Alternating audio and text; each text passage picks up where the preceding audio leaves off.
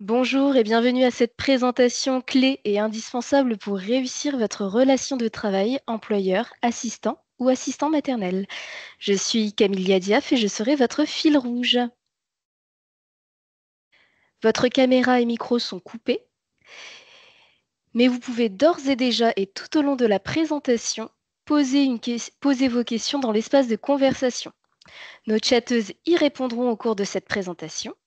Ce webinaire est enregistré, un replay sera disponible ultérieurement.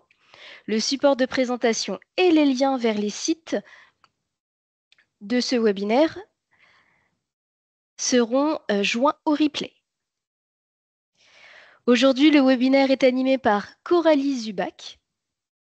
Bonjour, moi je suis animatrice territoriale au sein de France Emploi Domicile.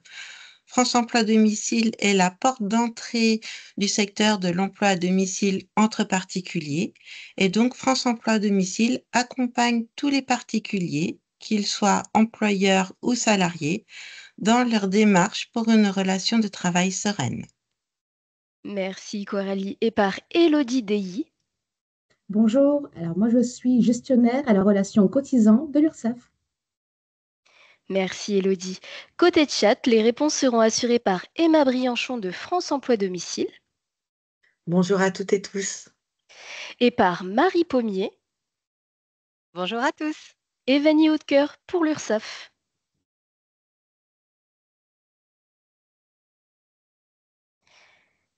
Donc, au cours de cette présentation, nous aborderons 5 points.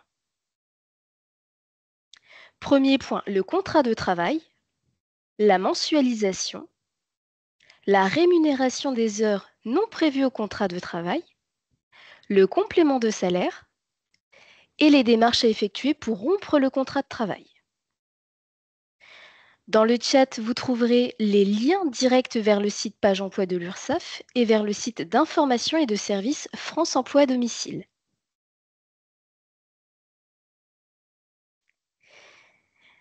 Débutons maintenant la présentation. Des clés d'une relation de travail réussie avec une première question. Élodie, le contrat de travail est-il obligatoire ? Oui, la rédaction d'un contrat de travail est obligatoire par écrit et par enfant. Il constitue une garantie pour les deux parties. Il est donc primordial que celui-ci soit complété avec exactitude. Donc avec vraiment toutes les mentions obligatoires, période d'adaptation, période d'essai, modalité de paiement des congés payés, entre autres. Toute modification du contrat initial nécessite la rédaction d'un avenant au contrat. Merci Élodie. Coralie, comment calculer la rémunération de son assistant ou assistante maternelle ? Alors, la rémunération de l'assistant maternel doit être mensualisée. Ça, c'est une obligation que pose la convention collective de la branche du secteur des particuliers employeurs et de l'emploi à domicile. C'est un texte donc qui régit les relations de travail entre particuliers, employeurs et salariés. Et donc, la convention collective dit que pour le salaire de l'assistant maternel doit être mensualisé dès lors que l'accueil de l'enfant est régulier. Ainsi, le salaire est lissé. Le salaire de l'assistante maternelle va être lissé sur l'année. Alors, pour établir cette mensualisation, il faut déjà clairement définir les besoins de la garde de l'enfant dans le contrat de travail. Fixer le nombre d'heures d'accueil de l'enfant au cours d'une semaine, ainsi que les jours de la semaine pendant lesquels l'accueil va se faire, et donc le nombre de jours pendant lesquels il y aura accueil pendant la semaine. Il faudra également préciser le taux horaire de l'assistante maternelle, d'abord en brut, puis mettre son équivalence en net au jour de la signature du contrat. Et pour finir, il faudra déterminer le nombre de semaines d'accueil de l'enfant prévues au cours de l'année.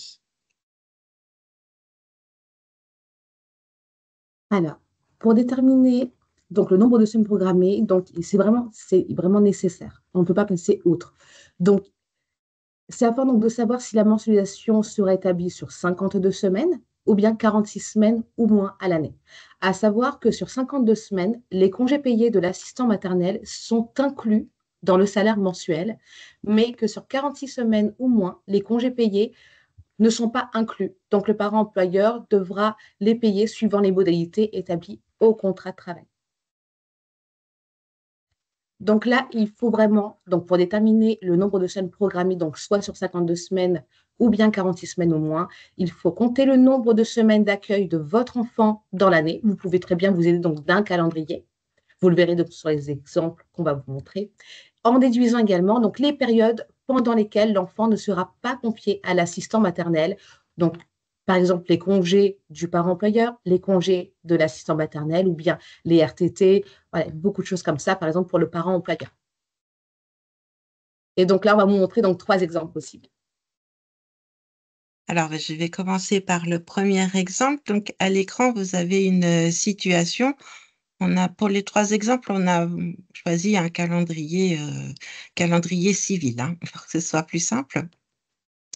Donc, première situation, le parent employeur et l'assistante maternelle prennent leur congé, mais ils n'ont aucune semaine en commun. Dans ce schéma-là, donc le parent a 5 semaines de congé. Il prévoit 1 semaine en avril, 3 semaines en juillet et 1 semaine en décembre. Tandis que l'assistant maternel prévoit de ne pas garder l'enfant pendant 7 semaines au cours de l'année. Donc 1 semaine en février, 4 semaines en août, 1 semaine en octobre et 1 semaine en décembre. Donc qui ne tombent pas en même temps que la semaine choisie par le parent pour poser ses congés.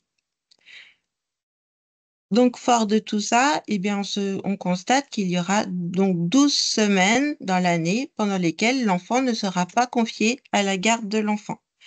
Donc, on va déduire ces 12 semaines des 52 semaines que comporte une année.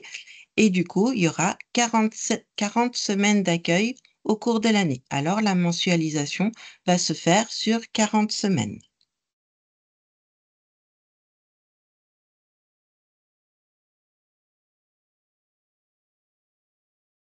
Alors, donc là, c'est le deuxième exemple. Alors, pour ce deuxième exemple, on voit que l'assistant maternel et le parent employeur prennent des congés à la même période. Donc, l'employeur prend 5 semaines de congés par an. Le salarié en prend 7. Alors, ce sont des congés payés et des congés sans solde. Et il pose 3 semaines de congés en commun.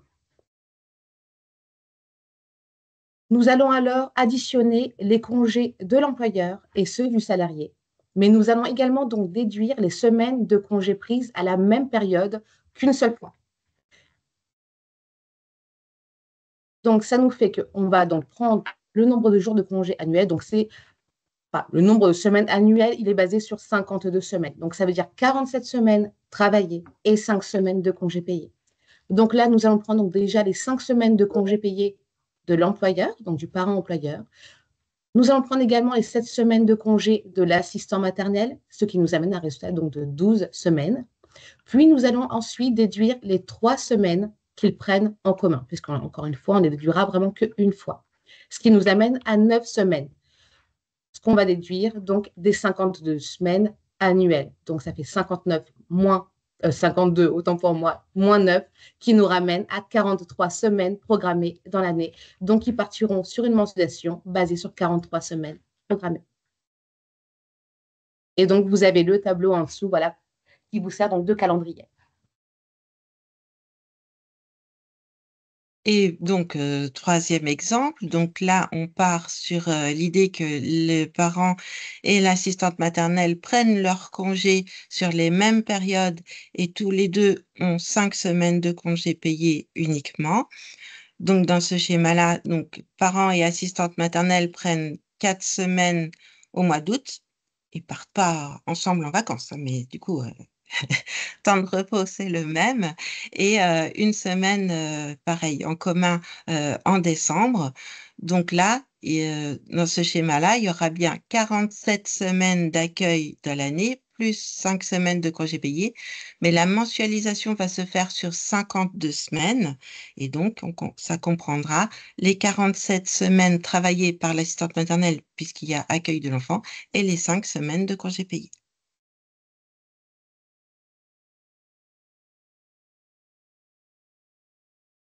Donc, calculer la mensualisation est vraiment indispensable. Il vous faudra donc déterminer le nombre d'heures mensuelles ainsi que le salaire mensualisé et le nombre de jours mensualisés. Donc, pour les calculer, donc, le nombre d'heures mensuelles, vous prenez le nombre d'heures travaillées par semaine que vous multiplierez par le nombre de semaines programmées dans l'année et le résultat, vous le diviserez par 12. Pour calculer le salaire mensualisé, vous prendrez le nombre d'heures mensuelles que vous venez donc de calculer, que vous multiplierez par le taux horaire net. Et donc, il ne nous reste plus que le nombre de jours mensualisés. Donc là, vous prendrez le nombre de jours travaillés par semaine, multiplié par le nombre de semaines programmées dans l'année, que vous diviserez donc par 12. Et là, vous avez donc les 3 informations qui sont le nombre d'heures mensualisées, le salaire mensualisé et le nombre de jours mensualisés. Merci beaucoup Coralie et Elodie. Alors, Coralie, comment rémunérer les heures non prévues au contrat et quelles peuvent être ces heures? Alors en fait, il y a 2 types d'heures, on va vous parler de 2 types d'heures. Déjà, il faut savoir que la durée conventionnelle du travail pour les assistantes maternelles est de 45 heures par semaine. Ça, c'est une spécificité vraiment pour le métier d'assistante maternelle. Comme on l'a dit précédemment, le nombre d'heures d'accueil de l'enfant par semaine doit être prévu au contrat. Et s'il est dépassé, sans dépasser 45 heures de travail par semaine, et ben, du coup, on parlera d'heures complémentaires. Prenons un exemple concret. Oups, attends, t'es allé trop vite. Reviens, merci. Pardon. Alors, j'en étais à mon exemple concret. Par exemple, si le contrat de travail prévoit l'accueil d'un enfant pendant 40 heures par semaine et bah, durant une semaine, le parent, il a des réunions ou bref. Et l'enfant est confié un peu plus. Il est confié 43 heures pendant 43 heures au cours de la semaine. Donc, du coup, dans cet exemple-là, il y aura 3 heures complémentaires. Alors, ce qu'il y a à savoir également, c'est que les heures complémentaires, en principe, sont rémunérées au taux horaire normal prévu au contrat, sauf si les parties en ont décidé autrement et ont prévu dans le contrat de travail qu'il y aura un taux de majoration qui va s'appliquer pour les heures complémentaires. Voilà, et maintenant on peut passer donc à l'exemple. Très bien. Alors, donc, pour mettre en pratique ce que Coralie vient de vous expliquer, je vais vous montrer donc sur un exemple.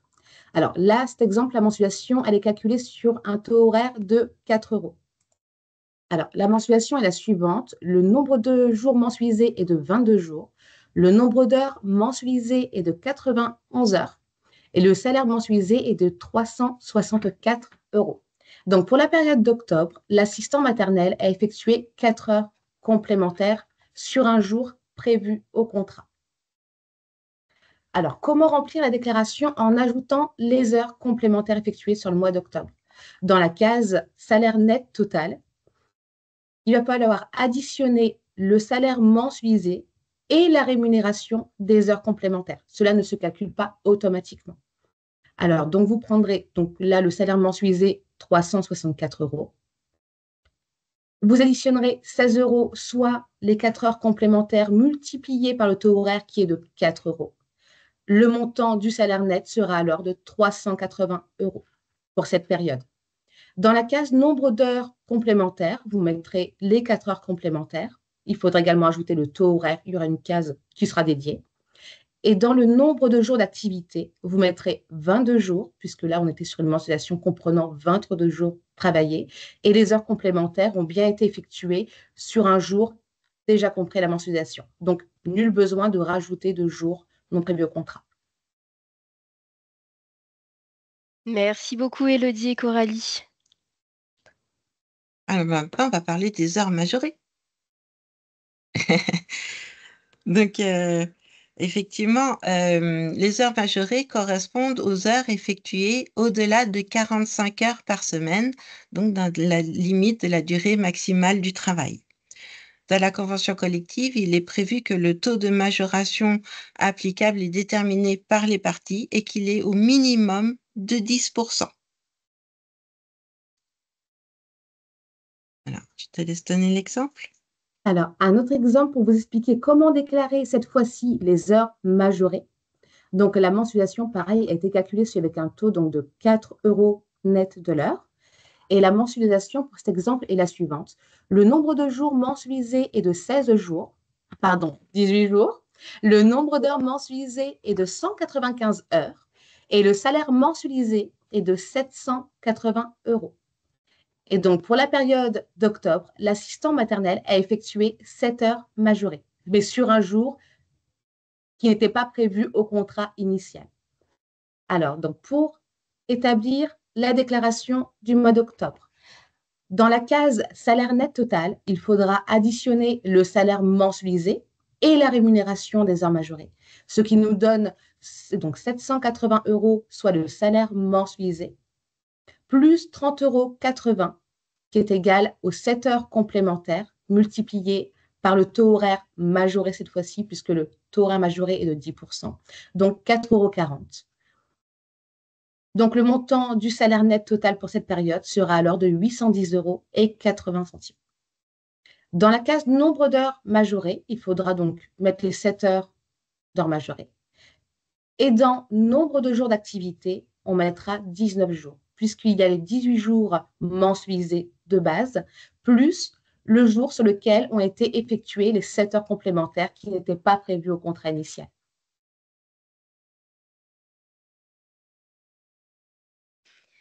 Merci beaucoup, Coralie et Elodie. Coralie, quels peuvent être les compléments de salaire et comment les rémunérer?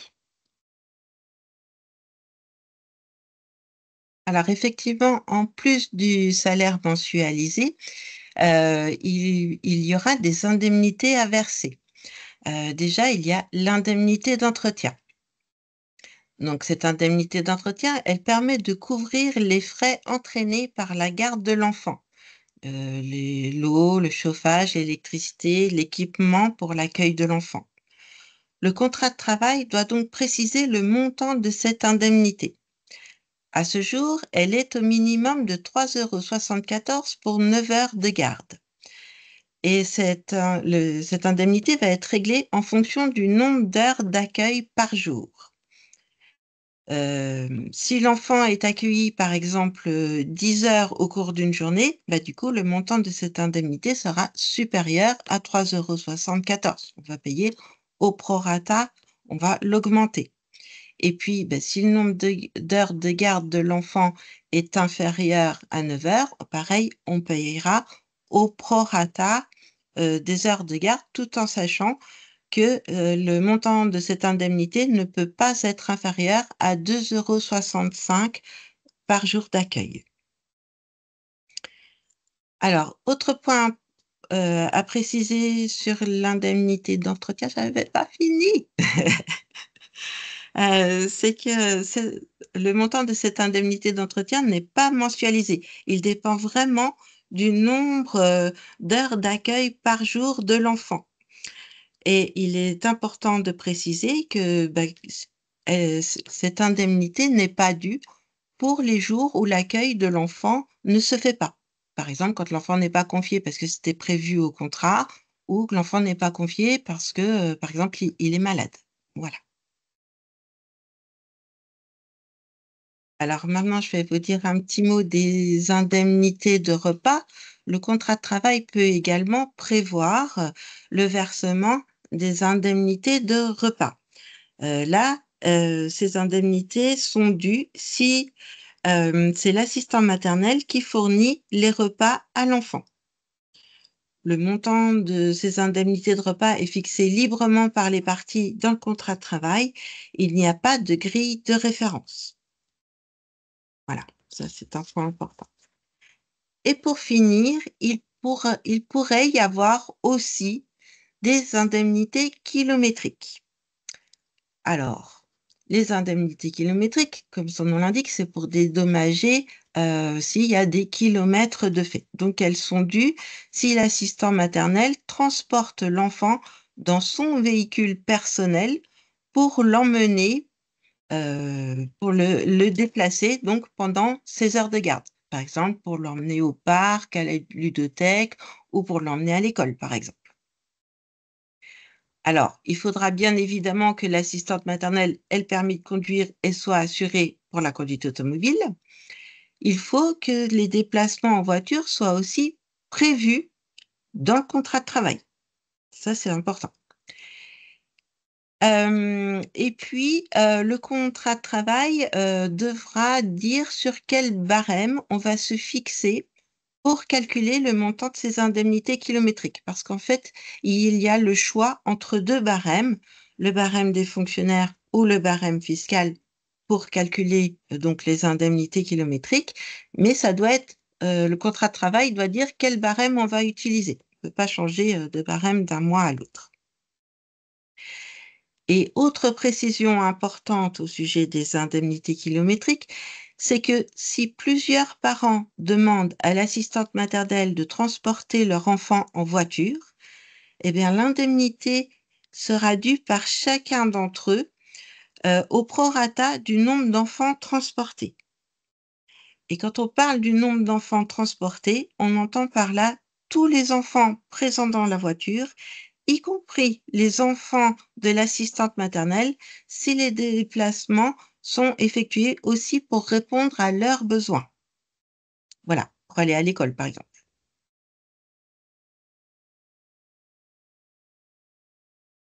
Merci beaucoup, Coralie. Élodie, dans quel cas peut-on mettre fin au contrat de travail? Alors, donc déjà, la relation de travail donc, prendra fin un jour pour diverses raisons. Et vous devrez alors donc procéder à la fin de contrat en appliquant la procédure qui convient selon la situation. Donc là, nous avons donc les différents cas de rupture du contrat possible. Donc, il y a la rupture à l'initiative du parent employeur, la démission de l'assistant maternel, le départ volontaire à la retraite de l'assistant maternel, la suspension ou le retrait de l'agrément et également donc le décès de l'assistant maternel ou bien de l'enfant gardé. Alors, donc aujourd'hui, nous limitons la présentation à la liste des cas de rupture de contrat, mais nous vous proposons une présentation de ces différents cas et des démarches effectuées pour chacun d'eux dans un prochain numéro. Merci Élodie.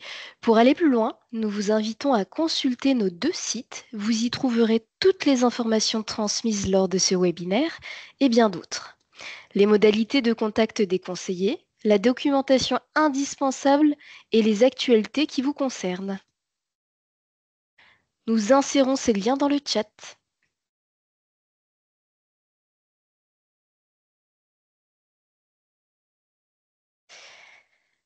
Vous en savez désormais plus sur quelques clés d'une relation de travail réussie. Je vous rappelle que le replay sera prochainement disponible sur les chaînes YouTube des URSSAF du Grand Est. Vous y trouverez associé le support de présentation et les liens cités dans cette présentation. Nous vous remercions d'avoir assisté à ce webinaire et nous vous souhaitons une bonne après-midi.